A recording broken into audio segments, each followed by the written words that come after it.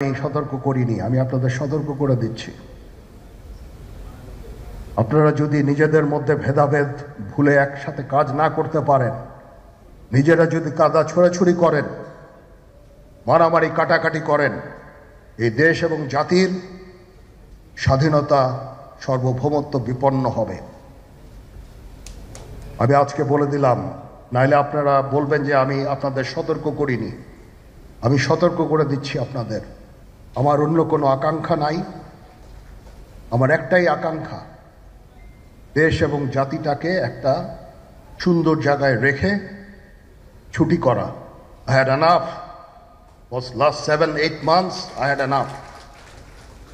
আমি চাই দেশ এবং জাতিকে একটা সুন্দর জায়গায় রেখে আমরা সেনানিবাসে ফেরত আসব। আরেকটা জরুরি বিষয় যেটা আমি ভাবলাম যে আপনাদের সাথে আমি শেয়ার করি। দেশের এই আইন শৃঙ্খলা পরিস্থিতি খারাপের পিছনে কিছু কারণ আছে। প্রথম কারণটা হচ্ছে যে আমরা নিজেরা হানাহানির মধ্যে ব্যস্ত, একজন আরেকজনের বিরুদ্ধে বিষোদ্গারে ব্যস্ত। এটা একটা চমৎকার সুযোগ অপরাধীদের জন্য। যেহেতু আমরা একটা অরাজক পরিস্থিতির মধ্যে বিরাজ করছি, তারা খুব ভালোভাবেই জানে যে এই সময়ে যদি এই সমস্ত অপরাধ করা যায় তাহলে এখান থেকে পরিত্রাণ পাওয়া সম্ভব। সেই কারণে এই অপরাধগুলো হচ্ছে। আমরা যদি সংগঠিত থাকি, একত্রিত থাকি, তাহলে অবশ্যই এটা সম্মিলিতভাবে মোকাবেলা করা সম্ভব হবে। Police, RAB, BGB, DGFI, NSI এগুলো দেশের জন্য অত্যন্ত গুরুত্বপূর্ণ কাজ করেছে অতীতে। খারাপ কাজের সাথে অসংখ্য ভালো কাজ করেছে। আজকে যে দেশের স্থিতিশীলতা, দেশটাকে যে এত বছর স্থিতিশীল রাখা হয়েছে, এটার কারণ হচ্ছে এই সশস্ত্র বাহিনীর বহু সেনা সদস্য, সিভিলিয়ান সবাই মিলে এই অর্গানাইজেশনগুলোকে, অসামরিক সামরিক সবাই মিলে এই অর্গানাইজেশনগুলোকে এফেক্টিভ রেখেছে। সেই জন্য আজকে সুন্দর, এতদিন ধরে আমরা একটা সুন্দর পরিবেশ পেয়েছি। এর মধ্যে যারা কাজ করেছে, যদি অপরাধ করে থাকে সেটার শাস্তি হবে, অবশ্যই শাস্তি হতে হবে, না হলে এই জিনিস আবার ঘটবে। আমরা সেটাকে বন্ধ করতে চাই চিরতরে, কিন্তু তার আগে মনে রাখতে হবে আমরা এমনভাবে কাজটা করব এই সমস্ত অর্গানাইজেশনগুলো যেন আন্ডারমাইন না হয়। আজকে পুলিশ সদস্য কাজ করছে না, এটা বিশাল বড় কারণ হচ্ছে অনেকের বিরুদ্ধে মামলা, অনেকে জেলে। RAB, BGB, DGFI, NSI panicked. বিভিন্ন দোষারোপ, খুন ইত্যাদি তদন্ত চলছে। অবশ্যই তদন্ত হবে, দোষীদের বিচারের আওতায় আনতে হবে। এমনভাবে কাজটা করতে হবে যেন এই অর্গানাইজেশনগুলো আন্ডারমাইন না হয়। এই অর্গানাইজেশনগুলোকে যদি আন্ডারমাইন করে আপনারা মনে করেন যে দেশের শান্তি শৃঙ্খলা বিরাজ করবে, সবাই শান্তিতে থাকবেন, সেটা হবে না, সেটা সম্ভব না। আমি আপনাদের পরিষ্কার করে বলে দিচ্ছি, এই দেশের শান্তি শৃঙ্খলা রক্ষার দায়িত্ব খালি সেনাবাহিনীর না। 2 লক্ষ পুলিশ আছে, বিজিবি আছে, র্যাব আছে, আনসার বিডিপি আছে, আমার আছে হচ্ছে 30,000 সৈন্য। এদেরকে আমি এই যে একটা বিরাট ভয়েড, আমি এই 30,000 সৈন্য দিয়ে আমি কিভাবে এটা পূরণ করব? 30,000 থাকে, আবার 30,000 চলে যায় ক্যান্টনমেন্টে, আরো 30,000 আসে। এটা দিয়ে আমরা দিন রাত আমরা চেষ্টা করে যাচ্ছি। এখানে যে সমস্ত উচ্ছৃঙ্খল কাজ হয়েছে সেটা আমাদের নিজস্ব তৈরি, এটা আমাদের নিজস্ব ম্যানুফ্যাকচার, আমরা নিজস্ব এইগুলো তৈরি করেছি।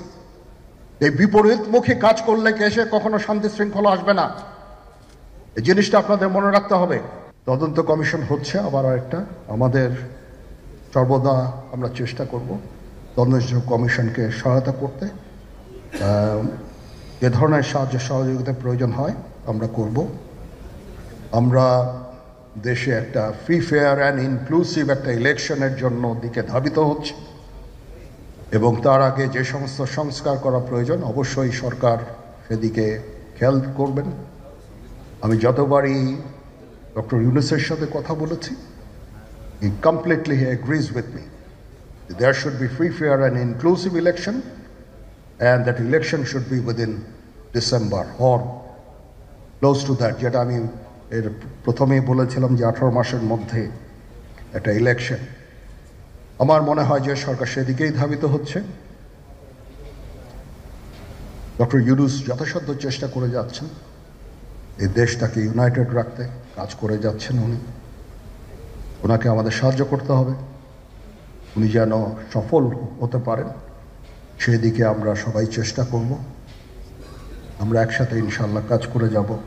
আসেন আমরা নিজেদের মধ্যে মারামারি কাটাকাটি না করে আমরা উই ইউনাইট আওয়ারসেলস, দেশ জাতি যেন একসাথে থাকতে পারি সেদিকে আমাদের কাজ করতে হবে। আমাদের মধ্যে মতের বিরোধ থাকতে পারে, চিন্তা চেতনার বিরোধ থাকতে পারে, কিন্তু দিন শেষে যেন আমরা সবাই দেশ এবং জাতির দিকে খেয়াল করে আমরা যেন এক থাকতে পারি। তাহলে এই দেশটা উন্নত হবে, এই দেশটা সঠিক পথে পরিচালিত হবে। না হলে আমরা আরো সমস্যার মধ্যে পড়তে যাব। বিশ্বাস করেন, we don't want to head, ওইদিকে আমরা যেতে চাই না। আমি আপনাদের সতর্ক করে দিচ্ছি, পরে বলবেন যে আমি সতর্ক করিনি। আমি আপনাদের সতর্ক করে দিচ্ছি, আপনারা যদি নিজেদের মধ্যে ভেদাভেদ ভুলে একসাথে কাজ না করতে পারেন, নিজেরা যদি কাদা ছোড়াছুড়ি করেন, মারামারি কাটাকাটি করেন, এই দেশ এবং জাতির স্বাধীনতা সার্বভৌমত্ব বিপন্ন হবে। আমি আজকে বলে দিলাম, নাইলে আপনারা বলবেন যে আমি আপনাদের সতর্ক করিনি। আমি সতর্ক করে দিচ্ছি আপনাদের।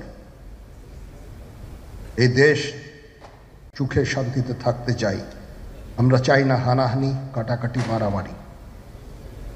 সেই উদ্দেশ্যে আমি কাজ করে যাচ্ছি, আমরা কাজ করে যাচ্ছি। আমাদের সেনাবাহিনীর প্রতি আক্রমণ করেন না।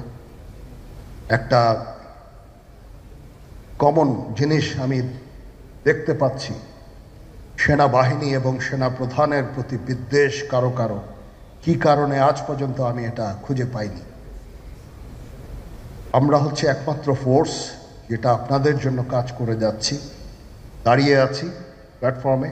Of course navy and air force, navy chief আবার মন খারাপ করে করছে, navy air force all, we all. আমাদেরকে সাহায্য করেন, আমাদেরকে আক্রমণ করেন না, আমাদেরকে অনুপ্রাণিত করেন, আমাদেরকে উপদেশ দেন। কোনো একটা সমস্যা হয়ে গেলে আমি যেন নুরুদ্দিন স্যারের স্বর্ণপন্ন হই এবং উনি আমাকে উপদেশ দেন, সিনিয়র জেনারেলরা আমাকে উপদেশ দেন, আমি সবার কাছে স্বর্ণপন্ন হই।